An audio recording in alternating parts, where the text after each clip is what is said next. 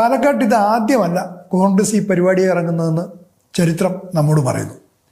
സ്ഥാനാർത്ഥി നിർണയത്തിലൂടെ BJPക്ക് വഴിയൊരുക്കാനാണ് ഇപ്പോൾ നീക്കമെങ്കിൽ പാലക്കാട്ട് രണ്ട് സ്വന്തം സ്ഥാനാർത്ഥികളെ ഒന്നിച്ച് പിൻവലിപ്പിച്ച് BJPയുടെ മുൻ രൂപമായ ജനസംഘത്തിൻ്റെ നേതാവിനെ സ്ഥാനാർത്ഥിയാക്കിയ ചരിത്രമുണ്ട് കോൺഗ്രസിന്. അതും ഇന്ത്യയിലെ ഏറ്റവും ആദരണീയരായ രാഷ്ട്രീയ നേതാക്കളിൽ ഒരാളായ AK ഗോപാലിനെ തോൽപ്പിക്കാൻ. ഇതേ പാലക്കാട്ട് 53 വർഷം മുമ്പ് 1971 5ാം ലോക്സഭാ തെരഞ്ഞെടുപ്പിലായിരുന്നു ആ വിഷസഖ്യം.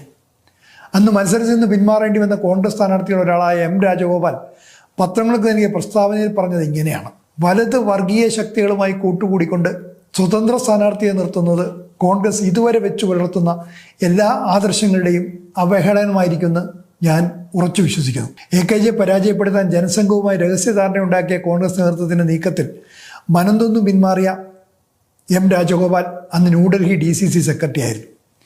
കേന്ദ്ര നേതൃത്വത്തിൻ്റെ അനുമതി വാങ്ങി നാട്ടിൽ മത്സരിക്കാൻ വന്നതാണ്. 1971 തെരഞ്ഞെടുപ്പ് കാലത്ത് കോൺഗ്രസ് ദേശീയ തലത്തിൽ പിളർന്നിരുന്നു. ഇന്ദിരാഗാന്ധിയുടെ കോൺഗ്രസും കാമരാജും മൊറാർജി ദേശായി നേതൃത്വം നൽകിയ സംഘടനാ കോൺഗ്രസുമായി പാർട്ടി രണ്ടായി. ആദ്യത്തേതിന് ഇൻഡിക്കേറ്റ് എന്നും മറ്റേതിന് സിൻഡിക്കേറ്റ് എന്നും വെളിപ്പേര് വീണു. കേരളത്തിൽ ഇൻഡിക്കേറ്റ് കോൺഗ്രസിന് അന്ന് വൻ മുന്നണി സന്നാഹമുണ്ട്. മുസ്ലിം ലീഗും മുന്നണിയിലുണ്ട്. ഇപ്പുറത്ത് CPIMനൊപ്പം ചില ചെറിയ സോഷ്യലിസ്റ്റ് പാർട്ടികൾ മാത്രം. കാസർഗോഡ് MP ആയിരുന്ന പാർലമെൻറ്റിൽ പ്രതിപക്ഷത്തെ നയിച്ചിരുന്ന AKജി പാലക്കാട്ട് മത്സരിക്കാനെത്തുന്നു.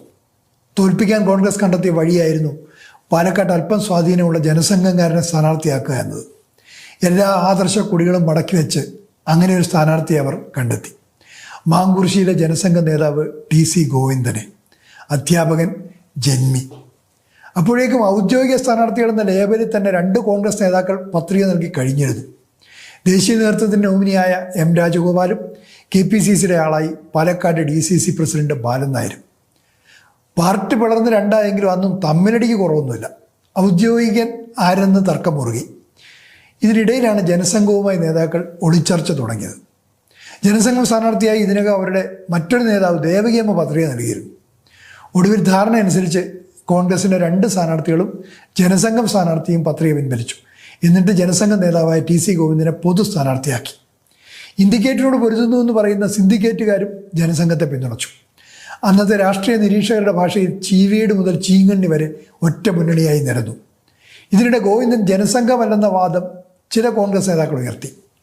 എന്നാൽ 1970 ഇടക്കാല നിയമസഭാ തെരഞ്ഞെടുപ്പിൽ ജനസംഘത്തിൻ്റെ തെരഞ്ഞെടുപ്പ് കമ്മിറ്റി കൺവീനറായിരുന്നു ഗോവിന്ദനെന്ന് സ്ഥിരീകരണം വന്നു. മറ്റാരുമല്ല ഇത് വെളിപ്പെടുത്തിയത്, ജനസംഘം സംസ്ഥാന പ്രസിഡന്റായ സാക്ഷാൽ O രാജഗോപാൽ. ഇതിനിടെ കേരളത്തിൽ CPIMനെ തോൽപ്പിക്കാൻ ആരുമായും സഖ്യമാവാം എന്നാണ് നയമെന്ന് ഇൻഡിക്കേറ്റ് നേതാവ് ജഗജീവൻ റാം ഡൽഹിയിൽ ഉറപ്പിച്ചു പറഞ്ഞു. ഇതോടെ സഖ്യം ഔദ്യോഗികമായി. തെരഞ്ഞെടുപ്പിൽ 3 സ്ഥാനാർത്ഥികൾ മാത്രമായി.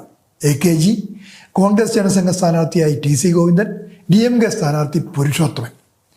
വർഗീയ ശക്തികൾക്കെതിരെ ധീര പോരാട്ടം നയിക്കുന്നുവെന്ന് അവകാശപ്പെട്ടിരുന്ന കോൺഗ്രസും ന്യൂനപക്ഷങ്ങളുടെ ഏകരക്ഷകരായി നടിച്ചിരുന്ന മുസ്ലിം ലീഗും ചേർന്ന് വർഗീയ വിഷജീവികളായ ജനസംഘത്തിൻ്റെ സ്ഥാനാർത്ഥിക്കായി കളം നിറഞ്ഞു.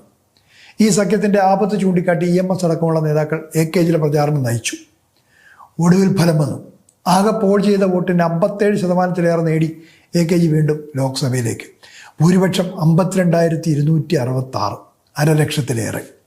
കോൺഗ്രസ് BJP ഡീലിൻ്റെ പഴയ പരീക്ഷണശാലയായിരുന്നു പാലക്കാട് എന്ന് ഈ ചരിത്രം നമ്മളെ ഓർമ്മിപ്പിക്കുന്നു. 1960 പാലക്കാട്ടെ പട്ടാമ്പിയിൽ EMSനെതിരെയും ഇതേ കൂട്ടുമുന്നണി മത്സരിച്ചിരുന്നു. ആ സഖ്യത്തെ മറികടന്ന് EMSും വിജയം കണ്ടു. അന്ന് വിളയിച്ചെടുക്കാൻ നോക്കിയ വർഗീയ സംഘർവിത്തിനെ അവിടെ തന്നെ കുഴിച്ചു മൂടിയ ചരിത്രമാണ് ആ നാടിനുള്ളത്. ആ ജനതയ്ക്ക് ഇപ്പോഴത്തെ ഒളിനീക്കങ്ങളെയും തകർക്കാനാകും എന്ന് ഉറപ്പിക്കും.